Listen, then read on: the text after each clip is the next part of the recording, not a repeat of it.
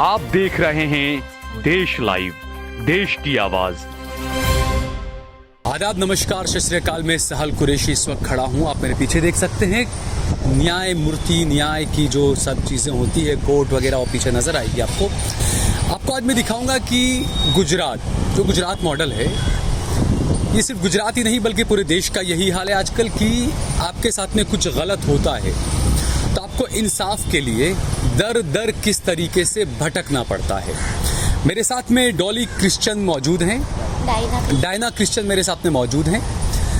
Diana ने धवल नाम का एक कोई व्यक्ति था, सिद्धार्थ भूपेंद्र भाई रावल नाम का एक व्यक्ति है जो अपने आप को इन्वेस्टर बताता है, कई कंपनी उसने खोल रखी है और कुछ शायद भोले भाले लोगों को मेरे ख्याल से लेकर फंसाता होगा। इस केस से तो हमें ऐसे ही लगता है। तो डायना ने बताया कि उन्होंने कुछ पैसा सिद्धार्थ के पास में इन्वेस्ट किया और लालच दिया गया कि हर महीने 4% आपको दिया जाएगा, और पैसा भी थोड़ा बहुत नहीं था, तकरीबन 80-90 लाख रुपया डायना ने 96 लाख रुपीस 96 लाख रुपया जो है वो डायना ने सिद्धार्थ को दिया था। और उस बात को 1 साल से ज़्यादा का वक्त हो चुका, पैसा एक भी नहीं आया। उसके बाद जब डायना पुलिस स्टेशन पहुंची तो हैरानी की बात यह है, ये डायना का आरोप है, ये मैं नहीं कह रहा हूँ, ये डायना का आरोप है कि उस सिद्धार्थ जो इन्वेस्टर था उसके खिलाफ जो सबूत जो उसने मारने की धमकी दी, जो कॉल रिकॉर्डिंग्स थे, वो तमाम जो पुलिस स्टेशन में दिए थे डायना का ये कहना है कि वो तमाम चीज़ें सिद्धार्थ के पास पहुंच गई और जिन जिन लोगों ने सिद्धार्थ के खिलाफ पैसे लेने का, धोखाधड़ी का आरोप दर्ज कराया, उन्हीं को पुलिस ने टॉर्चर करना शुरू कर दिया। तो ये जो बिल्डर लॉबी होती है, ये क्या है, पुलिस के साथ में इनकी किस तरीके की सांठगांठ होती है, ये सवालों के घेरे में हमेशा रहा है। हम बात करेंगे डायना से। डायना, आपका जो मामला है 96 लाख, सबसे पहले तो सवाल यही होगा कि कहाँ से आया 96 लाख? तो आपके पास तो आपने बताया सारा लीगल आपने कोर्ट से दिया है, क्या है पूरा मामला? उधर देखकर ही बोलिए। हाँ, मेरे जैस्मिन कपिल भारद्वाज करके एक लेडी है जो सफल गोयल की ब्रोकर है, उसके थ्रू मैंने दो बार फ्लैट लिए भी थे और बेचे भी थे, और उसके थ्रू ही मैंने ऑर्चिड लेगेसी शेला में फ्लैट लिया था, उसके थ्रू ही लिया था, और उसने मुझे बेच के भी दिया और मुझे अच्छा सा प्रॉफिट भी कमा के दिया वो फ्लैट में। फिर उसके बाद हमारे रिलेशन काफ़ी अच्छे हो गए थे, उसने घर जैसे रिलेशन डेवलप किए मेरे साथ। सबसे पहले तो मुझे भरोसा दिलाने के बाद उसको पता था कि लीगेसी का जो पेमेंट है मेरे पास 84 लाख, जो मेरा फ्लैट बिका उसके 84 लाख मेरे पास पड़े हुए हैं। तो जास्मिन ने पूरा का पूरा मुझे मैनिपुलेट किया, मुझे वो पैसे दूसरे वाले फ्लैट में, दूसरी वाली स्कीम में इन्वेस्ट करने थे। तो मैंने जास्मिन को बोला कि ये स्कीम में मुझे पैसे इन्वेस्ट करने हैं, जो गोयल सफल वालों की ही स्कीम थी। तो जास्मिन ने मुझे बोला कि ये स्कीम लॉन्च होने में 3 से 4 महीने लगने वाले हैं, ठीक है, तो तू 3 से 4 महीने इतने पैसे घर में क्यों रख रही है? तो उसने मुझे मैनिपुलेट किया कि 3-4 महीने। मेरा एक पार्टनर है सिद्धार्थ भूपेंद्र रावल और उसका छोटा भाई है आनंद भूपेंद्र रावल, जिसको चिंटू नाम से भी बुलाते हैं।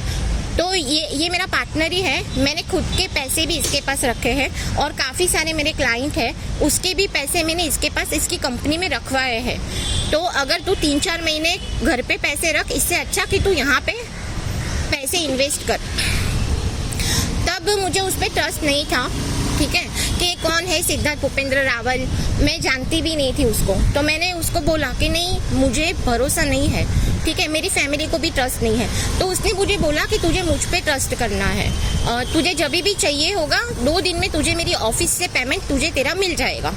तो इस तरह से मुझे भरोसा दिलवा के उसने टोटल मेरे पास से 96 लाख रुपीस सिद्धार्थ की कंपनी में इन्वेस्ट करने के लिए मुझे। कैसे किया आपने, कैश किया या कैसे किया है? नहीं, पूरा का पूरा पेमेंट मैंने बैंक से ही किया है। अच्छा। कुछ पेमेंट मैंने चेक दिए हैं और कुछ मैंने RTGS किया है। व्हाइट में सारा? हाँ, पूरा व्हाइट पेमेंट है, क्योंकि मुझे फ्लैट में ही इन्वेस्ट करना था। उसके बाद क्या हुआ?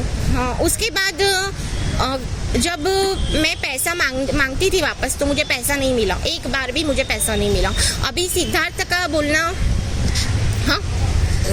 हाँ, वो जो मैंने पैसे इन्वेस्ट किए थे उसके पूरे ओरिजिनल डॉक्यूमेंट भी दिए थे।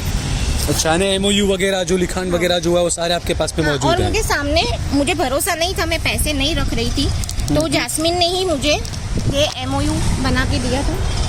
अच्छा, ये MOU बना के दिया, मेमोरेंडम ऑफ अंडरस्टैंडिंग इन्वेस्टमेंट। हाँ, और ये भी है, एक 83 लाख का है और एक 40 का है।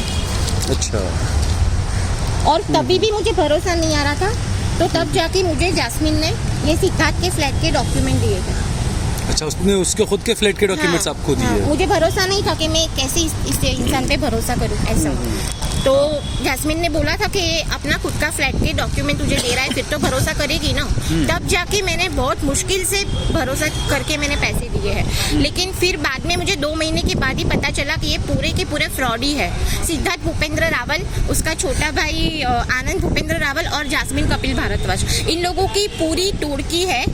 मेरे सिवाय काफी लोगों का इन लोगों ने फ्रॉड किया है। ये कैसे पता आपको? मेरे पास पूरे की पूरे रिकॉर्डिंग है जैस्मिन कपिल भारद्वाज के। क्या बोली वो?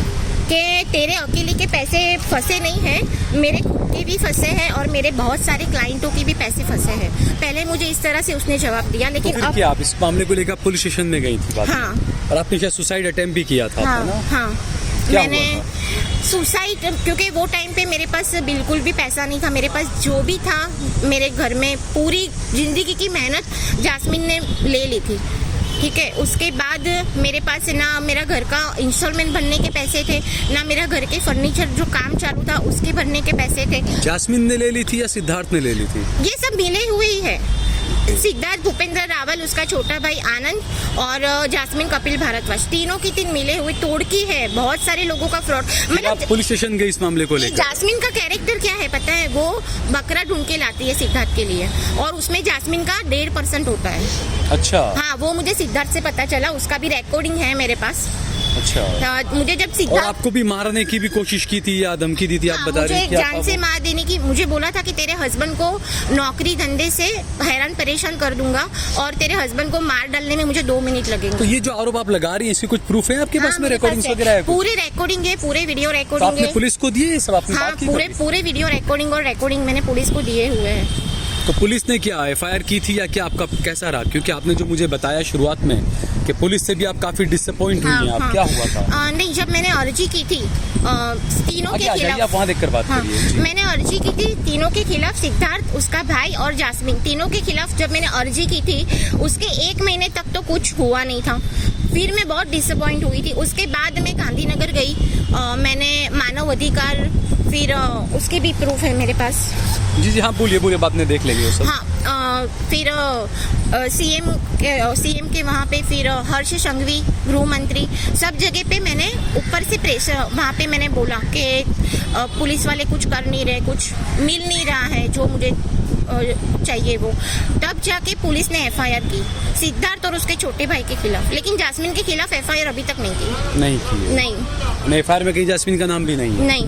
अच्छा, उन्होंने अच्छा, आप ये जो बता रही थी कि आपने पेन ड्राइव वगैरह सब दिए और वो सब सिद्धार्थ को पता चल गया, वो क्या मामला है?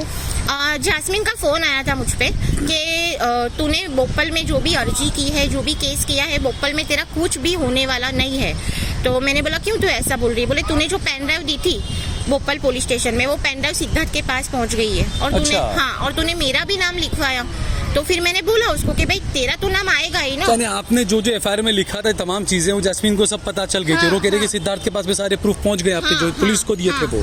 जैस्मिन ने मुझे फोन पे ये सारी चीजें बताई है कि पूरी पेन ड्राइव सिद्धार्थ के पास पहुंच गई है और तूने क्या क्या रिकॉर्डिंग दिए हैं, सबका सब सिद्धार्थ को पता है और भोपाल पुलिस स्टेशन में तेरा कुछ भी होने वाला नहीं है। अच्छा, दूसरा जो आपने बताया कि आपके पास में सारे प्रूफ थे, सारे सबूत थे, लेकिन उसके बाद भी आपको एफआईआर करवाने में बहुत परेशानी आई। कुछ वसावा साहब ने भी इसमें कुछ मदद की थी आपकी? हाँ, मेरे हस्बैंड अमित वसावा सर को मिलने गए थे, ठीक है। तो मेरे हस्बैंड को अमित वसावा सर ने ऐसा बोला कि ये जो सिद्धार्थ भूपेंद्र रावल है सिर्फ तुम्हारा फ्रॉड नहीं है, ऐसे तो 20 लोगों के और फ्रॉड हुए हैं और वसावा साहब ने कहा। हाँ, और इस पे ऑलरेडी कार्यवाही चालू है, तपास चालू है, ऐसा अमित वसावा साहब ने बोला था मेरे हस्बैंड को। हाँ। अच्छा, तो आपके वकील अजमेरी साहब है यहाँ पर जो इस पूरे मामले को देख रहे हैं। जी अजमेरी साहब, ये बड़ी अजीब, ये दुविधा वाला मामला है कि आपके साथ में परेशानी होती है, आपको लोग परेशान करते हैं, आपका पैसा छीन लेते हैं, आपके पास में सारे सबूत होते हैं, लेकिन उसके बाद में भी पुलिस का रवैया काफी लचीला, काफी ढीला, बिल्डरों की साठ गांठ के कई सवाल उठते रहते हैं पुलिस पर। प्राइमा फेसी तो मुझे भी ऐसा लगा कि भाई हमारे देश में न्याय सबके लिए बराबर, सबको न्याय मिलना चाहिए।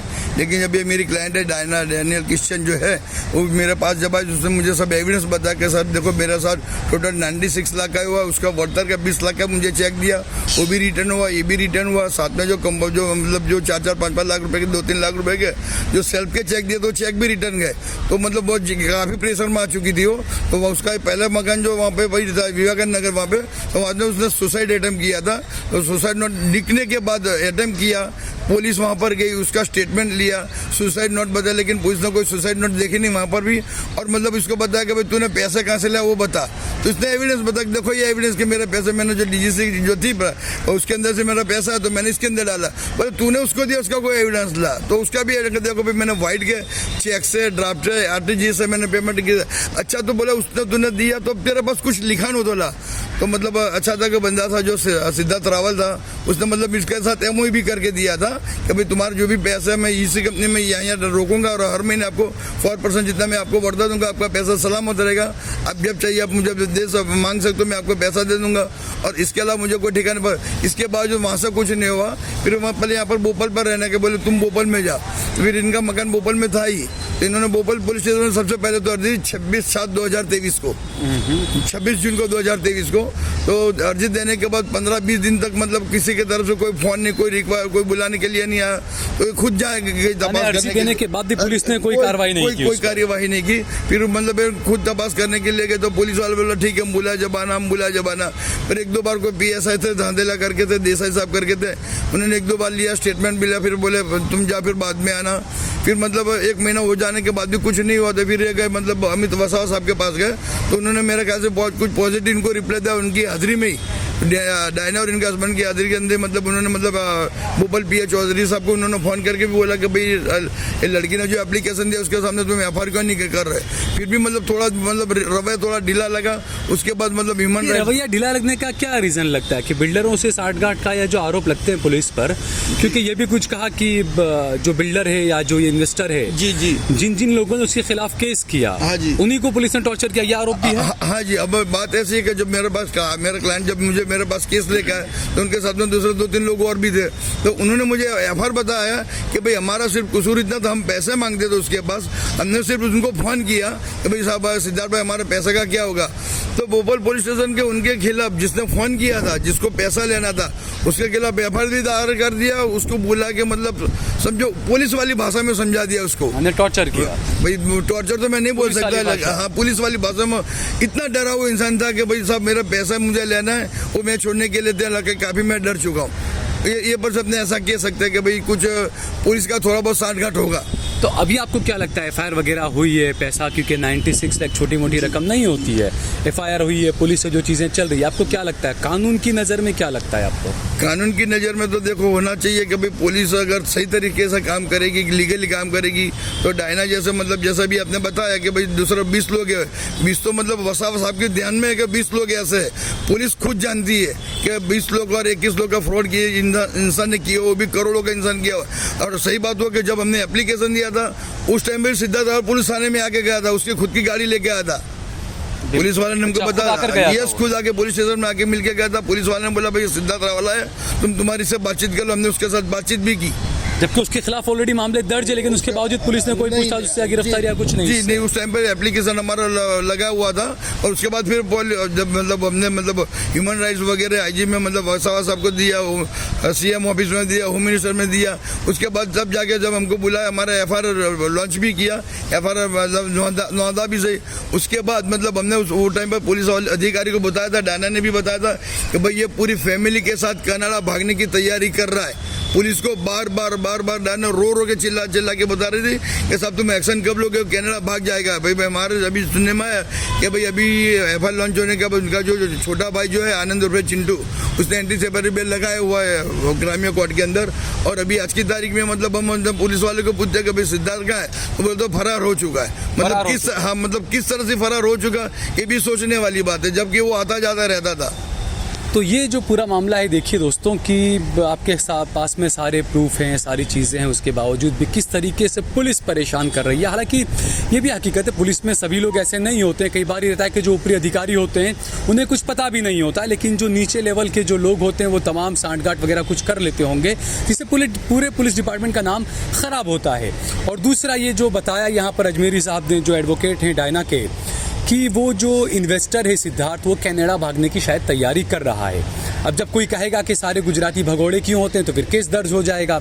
तो ये जो तमाम चीज़ें, ये गुजरात सरकार को भी देखनी चाहिए और लोगों को भी समझना चाहिए कि किस तरीके से लोग आपको अपना बनाकर, आपको भरोसे में लेकर किस तरीके से आपकी ज़िंदगी भर की पूंजी को बिल्कुल डुबो देते हैं और उसके बाद में आपको किस तरीके से परेशान होना पड़ता है। और ख़ास बात यह है कि डायना जो हैं, इनके पति खुद साइबर क्राइम में नौकरी करते हैं और उसके बावजूद भी इन्हें इतना सारा मामला फेस करना पड़ रहा है। अब आप सोचिए कि जब इनकी ये हालत है तो जो आम आदमी होता है उसके साथ में क्या कुछ नहीं होता होगा गुजरात के पुलिस स्टेशनों के अंदर।